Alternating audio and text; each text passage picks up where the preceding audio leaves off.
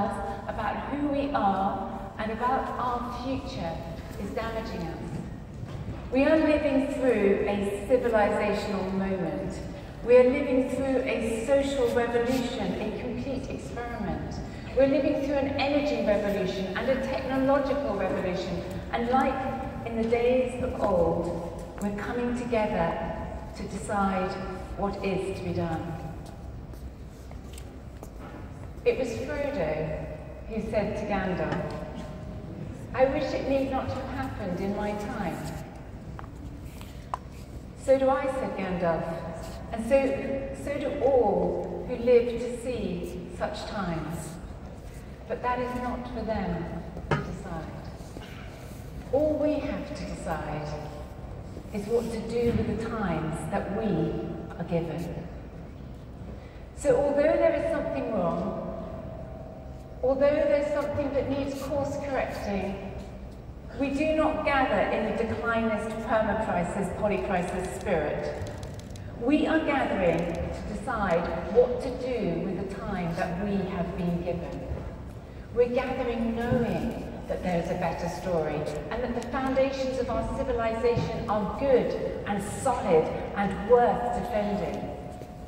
We're gathering knowing that there is a pathway up and towards a pro-human, hope-filled, optimistic vision of our world.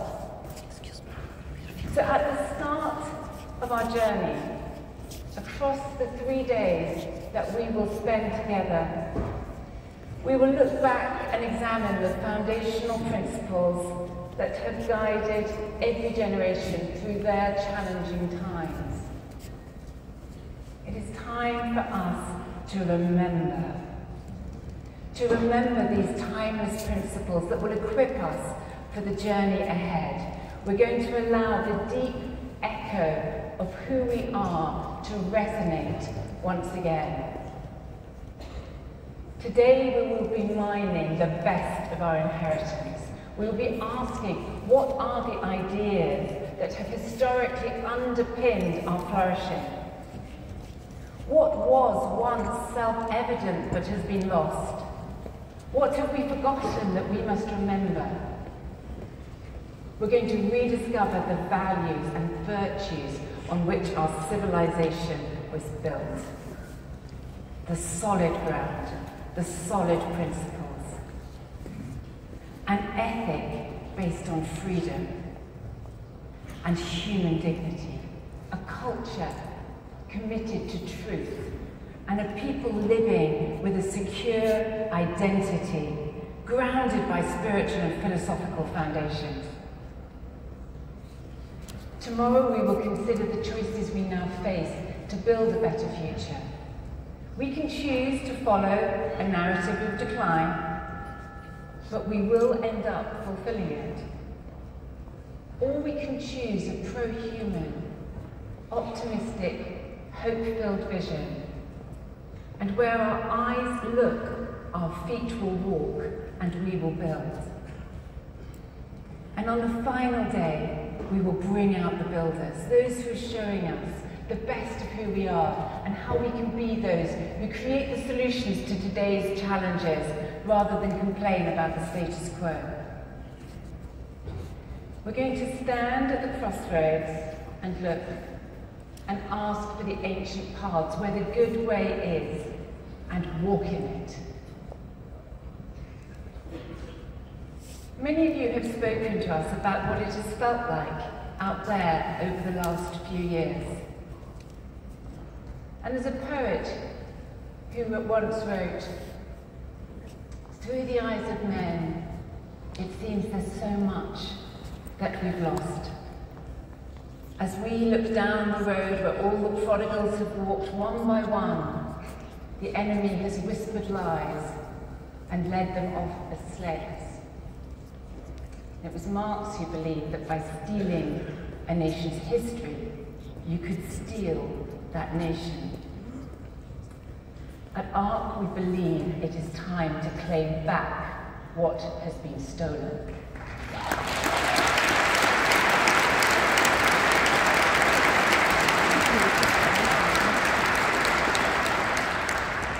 Our hearts are stirred by stories of old, of the possibility of renewal, the early stirrings of something new beginning. We've heard of deeds of old, and there is a longing that the same would happen once again in our day. We want these days together to be renewing and refreshing, that we would lead confident in who we are, confident in our foundations, and ready to build courageously. We profoundly believe that the men and women gathered here will be those who rebuild the ancient ruins and restore the places long devastated. And that as we come together, we will strengthen one another for the task ahead. To end by drawing once again on Tolkien's inspiration. It was Gandalf speaking to King Theoden who said, "Perhaps your hands would remember their old strength better if they grasped your sword. It's time to remember, it's time to stand tall, and it's time to rebuild. Welcome aboard the Ark."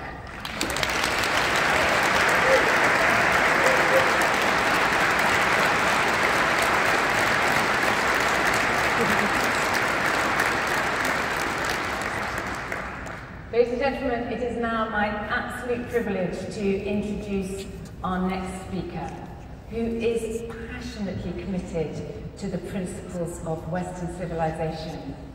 Her background is unique. Engineering, not politics. McDonald's, fund her way through university. Born in London, childhood in Nigeria. Known for her honesty, her straightforward speaking, her bravery, and her fight for conservatism. Please welcome the newly elected leader of the Conservative Party in Her Majesty's opposition, Kemi Badenoch.